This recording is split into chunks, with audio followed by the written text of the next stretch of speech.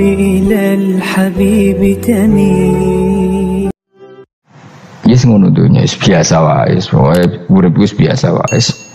Maksudnya biasa wae penting soleh, di hati soleh, rezeki ya minallah. Pokoke taluk wae pangeran, ora usah sok suci, ora usah sok bener dhewe biasa wae. Dunya wis kabeh kersane napa? Pangeran. Ya sudah seperti ini. Yang soleh kaya salabah malah akhirnya suul khotimah. Padahal dulu disebut hamamatul masjid, tukang itikaf. Gak tahu mulai ke masjid, tapi akhirnya suul khotimah. Wahsi sing mata ini kekasih Nabi, rupane mata ini Hamzah ditakdir husnul khotimah. Makanya donga ya muqallibal qulub tsabbit qalbi ala dini. Kita tidak pernah tahu. Nah, kenapa kalau saya ngaji PD? Mereka aku muji pangeran, saya tidak pernah mikir awakku, tak penting awakku, penting muji pangeran. Ngaji itu artinya kan muji pangeran, muji ilmune pangeran, ya sudah selesai. Itu anakku itu donga iku mikir awakmu dhewe. Mulane donga mek ngaji ku derajate dhuwur ngaji. Mergo ngaji muji pangeran, nak donga mikir awake dhewe. Makanya masyhur itu ada dua kelompok di masjid, yang satu diskusi halal haram, yang satu berdoa. Nah, terus Nabi keluar dari rumah berdiri sempat ragu, saya kemana? Terus akhirnya Nabi ngendikan mereka itu berdoa kalau Allah mengabulkan ya disembadani. Tapi mereka belajar halal haram. Itu perintahnya Allah, saya sebagai Nabi. Terus akhirnya Nabi gabung kelompok yang belajar halal haram. Karena belajar halal haram artinya ingin menghidupkan hukumnya Allah Ta'ala. Tapi nak wong donga kepingine iku kabul kajate. Intine mikir awake dhewe. Makanya saya termasuk ulama yang jarang berdoa. Tapi ya berdoa tapi kadang-kadang. Nah kowe kan gak kontribusi ning agama rapati ya tapi donga.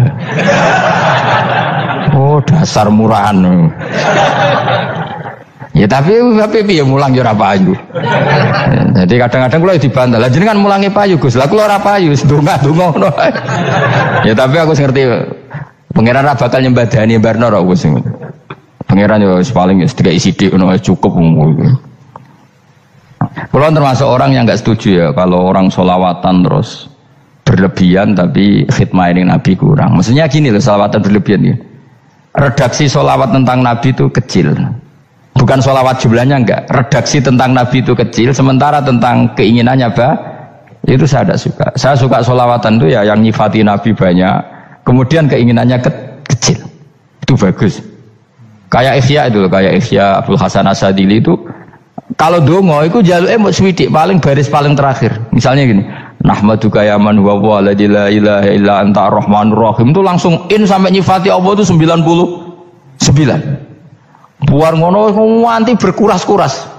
Lagi terakhir mau jaluk dongo sithik. Nah kowe kan enggak muni muji Allah mau basa-basi tok. Alhamdulillahirabbil alamin wassalatu wassalamu ala Muhammadin. Mau nggo syarat tok. Baru Allahumma inna nas'aluka nganti telung lari. Telung halaman. Tapi pas muji pangeran, alhamdulillahirabbil alamin wassalatu wassalamu ala Muhammadin. Bariku terus dongo njaluk mapan, tolak buala. Yo tau aja. Mana jare pangeran, muji kekasihku suwidik dongane kecangkeman. Lah saya tuh gak suka jenis itu. Harusnya sholawatnya itu yang panjang. Maksudnya nyifati Nabi yang panjang. Baru mintanya sedikit. Itu bagus sih. Di akhlak. Makanya saya diantara sholawat yang senang itu sholawatnya Habib Ali Al-Habsyi yang arang Simtudur. Kalau beliau baca sholawat itu sholatan yattasilu biha ruhul musolli alaihi bi fayam basitu fi qalbi sirru nuri ta'alluqi bi wa hubbi wa yuktabu biha bi inayatillahi ta'ala fi hisbi. Jadi dia baca sholawat itu, ya Allah berikan sholawat kepada kekasihmu Muhammad. Dengan sholawat ini rohnya saya, musolli itu rohnya saya yang membaca sholawat bisa sambung dengan rohnya Rasulullah. Dan setelah sambung saya terhitung sebagai orang yang mencintai Rasulullah. Dan saya berharap dari cinta itu saya tertulis sebagai umatnya. Nah aku kan enggak mau sholawat itu saya termasuk orang yang enggak saya loh ya. Tapi ya tetap baik dibanding nganggo primbon ya satu sholawatan ya. Tapi boleh punya etika lah dengan Rasulullah itu. Kalau dongo nyifati Nabi yang banyak, ya baru keinginan. Kan banyak tuh sholawat yang seperti yang saya misalnya di kitabnya Sayyid Muhammad ada Allahumma sholli ala sayyidina Muhammad nuri kalam alladzi. Wah nyifati Nabi itu sampai panjang lebar baru menceritakan hajatnya. Kalau kamu kan enggak nyifati Nabi basa-basi, mau sidik kan. Malah kadang orang misalnya ala Muhammad Kok ala Muhammad muni Sayyidina aja disoal. Masalah terus baru kudungannya panjang. Saya termasuk yang enggak setuju karena itu menurut saya kurang etika. Makanya Rasulullah itu kalau berdoa kalau sudah nyifati Allah, coba tak beri satu contoh saja doanya Nabi. Alhamdulillah hamdan yuwafi ni'amahu wa yukafi'u mazidah ya Rabbana lakal hamdu kama yanbaghi li jalali wajhika 'azimi sultanik la nuhsi thana'an 'alaika anta kama asnaita 'ala nafsik. Itu sudah berapa itu nyifatin? Itu belum doanya tuh. Nah kamu kan enggak alhamdulillahirabbil alamin Allahumma ya Allah di hajati gremeng titik seramu tuh kan jangan gak bakat wali. Nah cara kula iku sisen dene. Kula wis sering ngamini dongane wong ngono tapi ning atiku amin maksudnya amin barno mawon Gusti. Dadi aku amin tapi amin ku barno mawon Gusti. Wong ora jelas ngono betul. Jadi aku muni amin tapi amin barno maksudnya ya Allah barno amin maksudnya. Jadi karena tadi setahu saya doanya para nabi, para wali itu memang seperti itu. Ya coba itulah doa tadi aja yang saya sebut itu berapa kalimatnya? Apa? Alhamdulillah hamdan yuwafi ni'amahu wa yukafi'u mazidah ya Rabbana lakal hamdu kama yanbaghi li jalali wajhika 'azimi sultanik la nuhsi thana'an 'alaika anta kama asnaita 'ala. Enggak terhitung pujian saya kepada engkau sebanyak engkau memuji pada diri engkau sendiri. Allahumma inni a'udzu biridhoka min sakhatika fi mu'afatika min uqubatika wa bika minka. Allahumma bi haqqi jabarutika wa bi khawfika. Kan panjang sekali doanya wali-wali itu, tapi semuanya mensifati Allah. Bahkan banyak yang kemudian lupa enggak doa. Coba haji, doa haji itu coba. Labbaik Allahumma labbaik la syarika lak innal hamda wa ni'mata laka wal mulka la syarika lak wa ni'mat. Itu kan labbaik saya siap melaksanakan perintahmu ya Allah sa'dik. Engkau yang punya pujian, engkau la syarika lak lakal. Itu malah enggak ada, jarang malah ada doanya. Itu kalimatnya talbiyah semua. Allahumma antal azil akram itu sudah seperti itu. Karena tadi al-mu'min yashghaluhu sana 'ala Allah min ayyakuna li nafsihi dzakiran. Mukmin sejati adalah sibuk memuja Allah sampai lupa jatah dirinya sendiri. Nah, kowe kan gak mujine Allah basa-basi, dongane tenanan. Itu jadi makhluk aneh, jadi hubungan mbek pangeran itu wong aneh. Ya tapi jen ra bakat wali ngono iku dadine ngono iku. Ya tok ngono kok mari wali kakean malah gak elit. Jadi, tapi saya mohon itu di solawat itu usahakan jumlah paling enggak jumlah solawatnya banyak, doanya sedikit. Paling enggak misalnya kamu tidak punya kalimat yang baik ya mau solawat ping 100 itu gak ada salah biar giling-gilingan kita menyebut kekasihnya Allah lebih banyak ketimbang kita menyebut hajat kita sendiri ya gitulah. Paling enggak punya etika seperti itu ya. Kalau kamu enggak punya sigot-sigot sing keren, bacalah solawat berapa 100 terus cerita awam Gusti utang kula kathah. Mungkin ra jawab wis roh.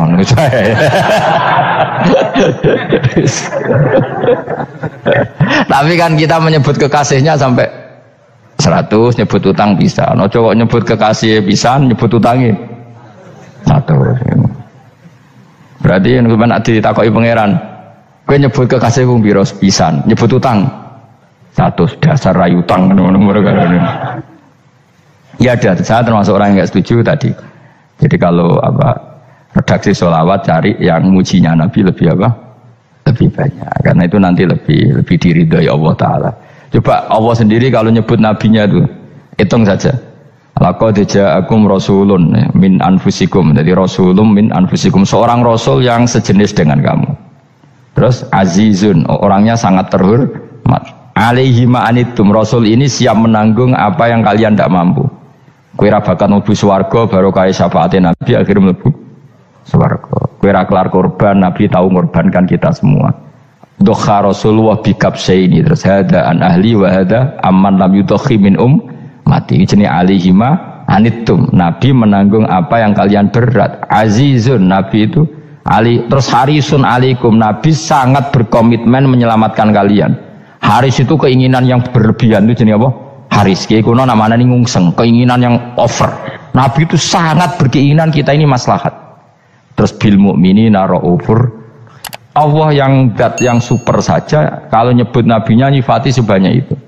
Ada ayat lagi misalnya, Rabbana wab'ats fihim rasulam minhum yatlu alaihim ayatika. Muhammad itu siapa? Seorang rasul yang membacakan ayat-ayat Allah. Wa yu'allimuhum, seorang rasul yang mengajari mereka alkitab wal hikmah. Wa yuzakkihim, seorang rasul yang membersihkan akhlak-akhlak kita. Jadi artinya Allah punya tradisi kalau nyifati rasul itu banyak. Juga nyifati orang-orang sekeliling rasul. Makanya menurut saya mazhab Syiah itu enggak pas. Karena Allah kalau nyifati Rasulullah itu jika nyifati orang-orang di sekeliling Rasulullah, dan itu dengan pujian, yaitu Muhammadur Rasulullah walladzina ma'ahu asyidda walal kufar ruhama'u bainahum tarahum ruk'an sujada yabtawuna fadlan minallahi warid wa nasimahum fi wujuhim min atharis sujud. Itu kan panjang sekali, dan orang-orang sekeliling Muhammad adalah begini. Kayak apa Allah muji para ashabu Rasulillah? Masa kita ikut kelompok yang menghina ashabnya apa? Rasulillah. Makanya kita tetap mazhab ahli sunnah apa? Wal jamaah, yaitu mencintai semua sahabat. Karena Allah saja yang Tuhan mensifatinya dengan sehormat itu. Mensifati apa? Ashabu Rasulillah. Disifati orang-orang yang saling kasih sayang sama orang mukmin. Tarahum ruk'an, sujud dan komitmen hidupnya untuk rukuk dan sujud. Simahum fi wujuhim min asari sujud. Sudah asari sujud harus diterjemah, nanti sensitif. Cuma setahu saya asar sujud itu nanti setelah di akhirat orang sering sujud itu jabahnya itu ada nurnya. Tapi kalau ada yang nafsirkan asari sujud itu warna tertentu ya semboy, itu sensitif. Yang jelas asari sujud itu ya sudah seperti itu. Seneng kamu kok hasut. Kowe nyen provokator, nak ono apa ya? Ada hal yang begitu terus mau berlebihan. Uteke ya khisimun. Nah, kalau ada kepentingan pokoknya ayat si mahum fi wujuhim min athari sujud, bahwa dalam jabahnya itu ada asaris sujud. Itu masyhur kan, saya terangkan ya, tapi ojo sensitif loh, biasa wae. Suatu saat Rasulullah itu ngendikan begini, nanti saya kata Nabi akan nyafaati kalian semua. Sahabat-sahabat tanya, ya Rasulullah dengan sekian miliar orang bagaimana kamu mengenali kita? Saya ulang lagi, suatu saat saya nanti akan nyafaati kalian karena saya kenal kalian. Maksudnya di akhirat. Ya Allah, di akhirat. Terus sahabat tanya, ya Rasulullah bagaimana engkau mengenali kita sementara nanti di akhirat bermiliar-miliar orang gitu. Terus Nabi ngendikan gini, jika kamu punya unta dengan tanda tertentu, saya ulang lagi, jika kamu punya unta punya tanda tertentu, dalam jidatnya ada begini, dalam tangannya ada gini, dalam kakinya ada gini, maka apa kamu bisa membedakan untamu dengan unta orang lain? Ya bisa ya Rasulullah, karena unta kita khas. Misalnya kaki depannya ada putihnya, kaki belakangnya ada putihnya, dalam baduknya ada putihnya. Terus kata Nabi, inna ummati yud'auna yaumal qiyamati hurran muhajjalin min asaril wudu. Nanti umatku nanti wajahnya juga bersinar, tangan kakinya juga bersinar. Jadi asar itu saya pastikan secara riwayat itu akhirat, maksudnya tentang akhirat. Tapi bahwa yang di dunia ada yang memulai asar itu nggih monggo mawon. Loh itu bagus kan, artinya ekspresi percepatan. Tidak apa-apa loh, daripada kok kowe ra jelas ini gitu. Maksudnya ya orang ngetok ya pancen jarang sujud tenan. Wis ora usah sensitif, tapi yang jelas ya nanti. Ya sampean kiamat ruang samu. Nanti hisab itu nanti kalau hitung hanya sekitar 3 jam. Hisabnya sak dunia itu hanya sekitar, karena malaikat itu tidak kesulitan sama sekali. Tak warai ya. Ini nggak akan salah saya dalam hal ini karena riwayatnya sahihah. Kenapa hisab itu hanya butuh rubu'un nahar, 1/4 dari siang enggak? Anggap saja siang itu 6 jam atau 12 jam itu aja terserah.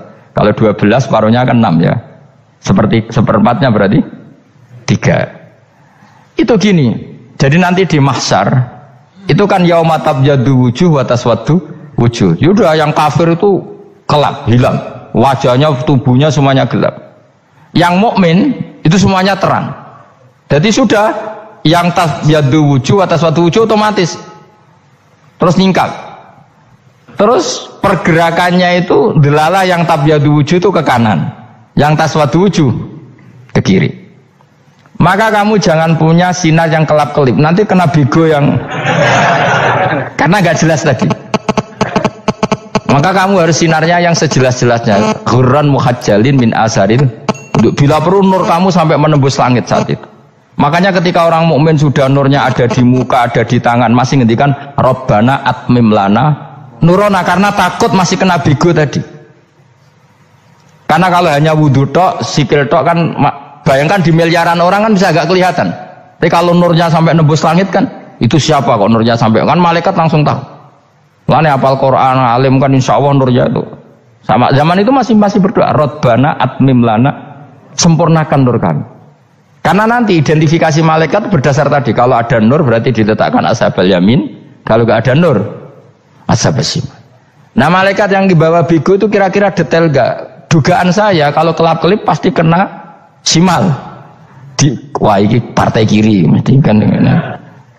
Pemenang yang wudhunya mau dulet sirah tok sidik. Karena anak madzhab Syafi'i. Sebetulnya meskipun itu sebaiknya kalau basuh sirah itu kabeh ben ora kelap kelip mana aneh pepesnya terus dulat-dulet tok. Mau iku soben ya itu. Kelap-kelip. Ya sudah ya. Setelah itu kata ngendikane pangeran yu'raful mujrimuna bisimahum fayukhadu bin nawasi wal aqdam. Orang-orang pendosa kelihatan maka diletakkan di kiri. Nah sama yang orang-orang baik simahum fi wujuhihim min asari sujud. Jadi ayat itu jelas tentang akhirat. Tapi kira usah terus provokasi. Seneng kamu kok ya khisimun, maksudnya provokator gitu. Jadi nanti yang mukmin jelas nurnya. Lah nur ini nanti dengan kadar iman kamu, perilaku kamu. Ada yang kelap-kelip, ada yang... Nah yang kelap-kelip ini orang kena bigo itu tadi. Nanti setelah kena bigo ikut ashabis simal, yang kelap-kelip disortir lagi, malaikat yang bagian detail kan ada nanti. Nah ini terus ditubir neraka. Yang kafir benar-benar neraka, yang ini ditubir neraka. Nah itu nanti ini yang ngel-ngelo kanjeng Nabi digoleki ya ini itu. Mana sakit kanjeng Nabi, mana ono kiai soleh darani, nah iso soleh dewe sakit Nabi, mereka terus goleki di umatku sing kelap-kelip terus dicari disyafaati. Ya, imma langsung dituruti Allah, wa imma diubahsinin rokok. Ya terserah rencanamu piye kon aku. Tapi yang jelas apa? Kiamat itu cepat sekali karena tadi ada identifikasi tadi. Makanya hanya cukup 3 jam karena tadi yang jelek kelihatan jelek, yang baik kelihatan baik. Makanya cepat. Ya araful mujrimuna bisimahum, orang pendosa dikenali lewat alamatnya yaitu taswaddu apa? Wujuh. Kalau orang baik dikenali lewat tabyadu wujuh. Nah terus setelah nyingkir, ini ngono tak warai kiamat. Setelah nyingkir itu faduri babenahum bisuril lahu bab. Setelah tersingkir tadi terus lalu ada pintu penghalang, pintu pemisah.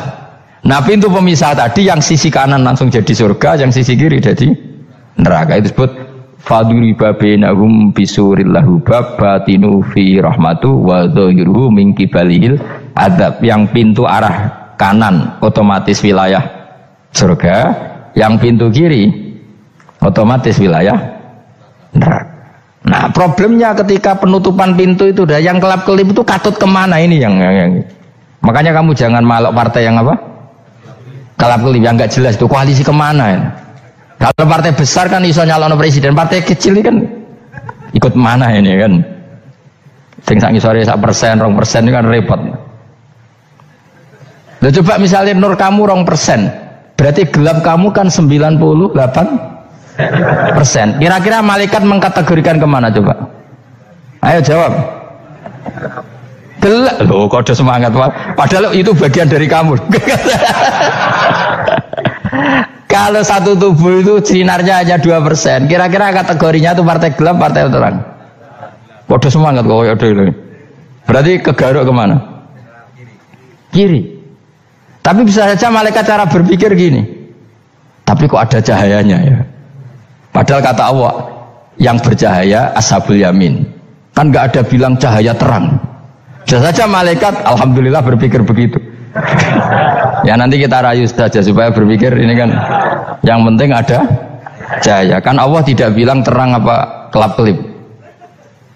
Ya mungkin saja asal ada cahaya dikategorikan lahu nur, punya apa? Nur. Tapi yang jelas saat itu pun yang sudah punya cahaya masih berdoa Rabbana atsmim lana nurona, ya Allah saya mohon sekali nur-nur kami sempurnakan. Jadi ini saya bantu teman-teman yang hafid supaya tahu maknanya ya. Dan yang enggak hafid ya dengar ya. Kalau nur itu penting. Makanya Nabi itu kayak apa? Nabi itu orang super. Itu kalau ngendikan wa maj'al min fawqi nuran wa min tahti nuran wa an yamini nuran wa an simali nuran, sampai terakhir Nabi masih mendoa untuk dirinya waj'al li nuran, dan semua tubuh saya jadi nur. Jadi Nabi sudah gitu kan. Ya Allah jadikan sisi depanku nur, belakang kami nur, kanan nur, kiri nur, terakhir itu apa? Waj'alni nuran, dan doa semoga semua tubuh saya jadi nur. Itu termasuk doa yang sering saya baca. Karena saya takut kelap-kelip tadi, ini bahaya ini kalau malaikat. Saya tidak tahu cara berpikir malaikat tadi. Apa ngitung 98% maka dikategorikan apa? Gelap. Apa dihitung nurnya saja? Wong instruksinya Allah kan yang ada nur ashabul yamin. Meskipun kelap-kelip kan punya nur. Saya tidak tahu nanti ikut 2% ikut mana kalau di partai koalisi itu. Ya, ikut yang menang biasanya, ikut yang apa? Ya paham ya, makanya saya mohon kalau wudhu itu usahakan sempurna, terutama wudhu sholat. Kalau nggak wudhu sholat itu sebaiknya nggak sempurna, supaya ada bedanya wudhu sholat sama wudhu tidak sholat. Rasulullah itu masyhur gitu ya. Rasulullah itu kadang tawaddu'a wudhu'an khafifan, wudhu yang sederhana, yaitu hanya sekali-sekali dan tidak sempurna. Ketika ditanya as-sholat ya Rasulullah, tidak.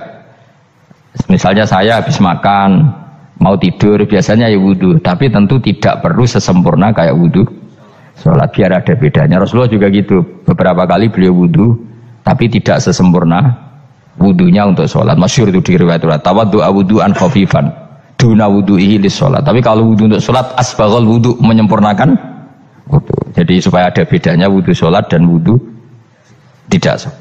Saya gak wong sore iso ngaji podo kabeh. Abu Bakar ya gitu. Ana wong poso sunat kok nyediakno buka dimarahin. Istrinya pernah nyediakan buka beliau untuk puasa sunat. Itu embernya dipecahi Abu Bakar. Ditanya, kenapa gitu? Apakah kamu akan menyaingi Ramadan? Jadi gak boleh memperlakukan puasa sunat kayak Ramadan. Ya biasa saja kalau puasa sunat tuh wah buka kolak apa. Ramadannya ya iri tuh, ini gimana kok saya disaingi ini. Jadi kabeh itu ada proporsinya, ada apa? Makanya megang Quran ya wudu, megang wudu. Nah kabeh gitaran terus wudu, pengiran tersinggung. Piye kok menjegal gitar wudu? Jadi gak boleh kebaikan disaingi, itu juga gak boleh. Bapak gue sergap wudu sampai nyekel gitar. Itu Quran tersinggung, wah semen ibu gak semen kan. Malaikat panitia kan ya tersinggung. Kabeh itu kan ada proporsinya apa? Ada proporsinya. Itu hebatnya Rasulullah. Jadi kalau beliau wudu, bahkan wudu itu wudu li sholat sama tidak sholat itu. Misalnya sholat sunat itu kamu mampu ngadeg boleh nggak duduk? Boleh. Kalau sholat fardu nggak boleh, biar ada bedanya. Fardu itu spesial, nggak boleh, harus berdiri. Kalau sunat pun harus berdiri. Fardu tersinggung, iya sunat kok nyaingi aku kan gitu kayak. Ya makanya sholat fardu wajib berdiri ya. Sholat sunat boleh duduk meskipun mampu loh ya. Nggak boleh sama. Sholat sunat pun harus berdiri. Berarti ada sunat menyaingi fardu. Ya jelas ya, jadi aturan main itu harus jelas, nggak boleh. Makanya Abu Bakar itu nggak mau kalau ada orang puasa sunat kemudian apa? Abdullah bin Mas'ud lebih parah, dia itu tukang nyuwepeng orang yang selalu sholat duha. Makanya saya itu duha itu jarang, karena takut kena sweepingnya siapa? Abdullah bin Mas'ud. Itu ada orang khusyuk tiap hari duha, diswepeng sama dia. Apakah kamu menjadikan sholat ini jadi fardu? Kok mbok lakoni bedino? Awas nampak lakoni bedino. Daerah akhir duha dilakoni bedino. Perkara ini butuh duit. Itu kalau zaman Abdul Mahmud kena sweeping apa? Karena berarti menandingi fardu.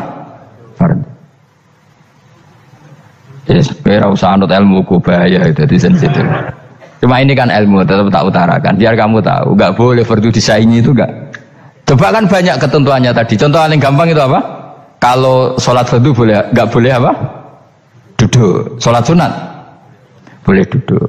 Sholat sunat boleh di kendaraan sesuai jalannya kendaraan. Ainama tawajjahat bi rohilatu. Kalau sholat fardu, kalau kamu naik unta harus turun untuk memastikan di kiblat.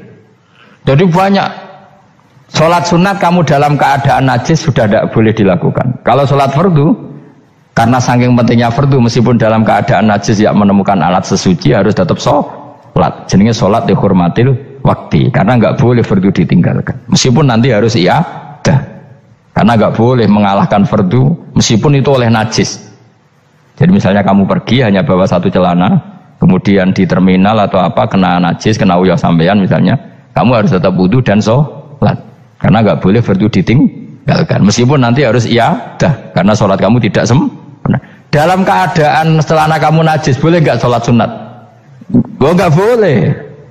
Karena kalau fardu itu darurat, memang sesuatu yang harus, maka dilakukan. Tapi kalau kamu dalam keadaan nggak suci, nggak boleh melakukan sholat apa? Sunat.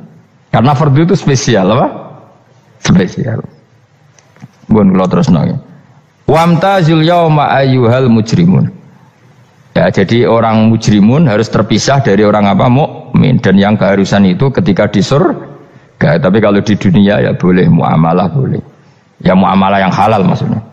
Infaridu tegese misau sira kabeh ana mukminin sing pira-pira mukmin intakhtilatihim. Nalikane campure kufar utawa al mujrimin bi iklan al mukminin. Utawa rujuke balik boten napa. Maksudnya rujuke diwalik ge sami intakhtilatihim mukminin bi iklan kufar utawa kufar ning mukminin. Alam ahad ilaikum ya bani Adam. Alam ahad ana ta ora merentano ingsun ilaikum maring sira kabeh. Amurkum tegese ana ta ora merentano ingsun kum ing sira kabeh ya bani Adam ya bani Adam. Ala lisani rusuli ing atase lisane para utusan-utusan ingsun. Bukankah saya telah merintahkan kamu wahai bani Adam Allah tak butuh setan. Yen ta ora menghamba sira kabeh asetan ing setan.